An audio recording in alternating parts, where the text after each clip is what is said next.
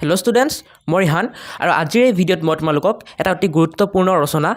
যিখন তোমালোকৰ class 10 board এক্সামত মানে মেট্ৰিকত আৰু ক্লাছ 12 বৰ্ড এক্সামত মানে হায়াৰ ছেকেণ্ডেৰী এক্সামত আহিব পাৰে বাকী তোমালোকে যদি ক্লাছ 8 9 11 যি ক্লাছৰ পৰাই নোচোৱা কিয় তোমালোকৰ কাৰণেও ইম্পৰ্টেণ্ট হয় কাৰণ অসমীয়াত এই ৰচনাখন অহাটো বহুত গুৰুত্বপূৰ্ণ কাৰণ যিহেতু আমাৰ মৰমৰ আমাৰ শ্ৰদ্ধাৰ জুবিন গাৰ্গ ইতিমধ্যে আমাৰ মাজত নাই আৰু এই ৰিচেণ্টলি এই ঘটনাটো হৈছে গতিকে সেয়ে এই ৰচনাখন আহাত মানে পঢ়ি যোৱাটো তোমালোকে বহুত ইম্পৰ্টেণ্ট হৈ যায় মই ইয়াৰ আগত আৰু এটা ভিডিঅ'ত জুবিন গাৰ্গৰ বিষয়ে এখন ৰচনা দিছিলোঁ সেইখন মানে অকণমান ডাঙৰকৈ দিছিলোঁ ঠিক আছে লং আছিল সেই ভিডিঅ'ত মই কৈছিলোঁ যে যাক শ্বৰ্টকৈ লাগে কমেণ্ট কৰা মই শ্বৰ্টকৈ নিশ্চয় আনিম সেই ভিডিঅ'টো বহুত মানে কমেণ্ট আহিছিল যে দাদা শ্বৰ্টকৈ লাগে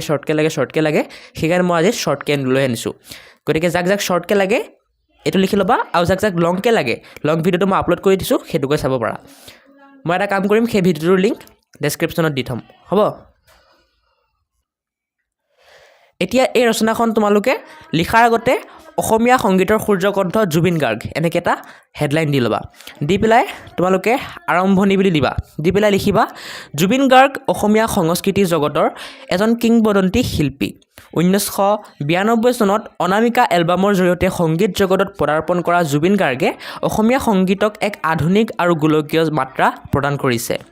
তেওঁ একাধাৰে কণ্ঠশিল্পী সুৰকাৰ অভিনেতা আৰু চলচ্চিত্ৰ নিৰ্মাতা হিচাপে সমগ্ৰ ভাৰতবৰ্ষতে পৰিচিত নেক্সট তোমালোকে পৰিয়াল আৰু জন্ম লিখিবা জুবিন গাৰ্গৰ জন্ম 1972 চনৰ 18 নৱেম্বৰত মেঘালয়ৰ তুৰাত হৈছিল তেওঁৰ পিতৃ মোহিনী মোহন বৰঠাকুৰ আৰু মাতৃ ইলি বৰঠাকুৰ মাতৃৰ পৰাই তেওঁ সংগীতৰ প্ৰাৰম্ভিক শিক্ষা লাভ কৰিছিল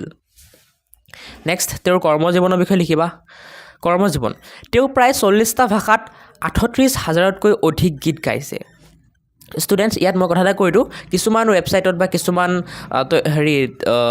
ইনফৰমেশ্যন দিয়া বস্তুত লিখা আছে যে 9,000তকৈ বেছি কিছুমানত লিখা আছে 40,000তকৈ বেছি গতিকে মই 38,000টো লিখি দিছোঁ তোমালোকৰ বাকী যোনটো মন যায় লিখিব পাৰা ঠিক আছে এইটো মষ্ট এপ্ৰপ্ৰিয়েট হয়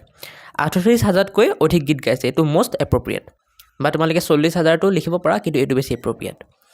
নেক্সট লিখিবা বলিউডৰ ইয়া আলি গীতটোৰ জৰিয়তে তেওঁ ৰাষ্ট্ৰীয় স্বীকৃতি লাভ কৰে সংগীতৰ উপৰিও মিছন চাইনা আৰু কাঞ্চনজংঘাৰ দৰে কথাছবিৰ জৰিয়তে তেওঁ অসমীয়া চলচ্চিত্ৰ জগতলৈ বৈপ্লৱিক পৰিৱৰ্তন আনিছে এতিয়া লাষ্ট সামাজিক কাৰ্যকলাপ পিছত আমি সামৰণি পঢ়িম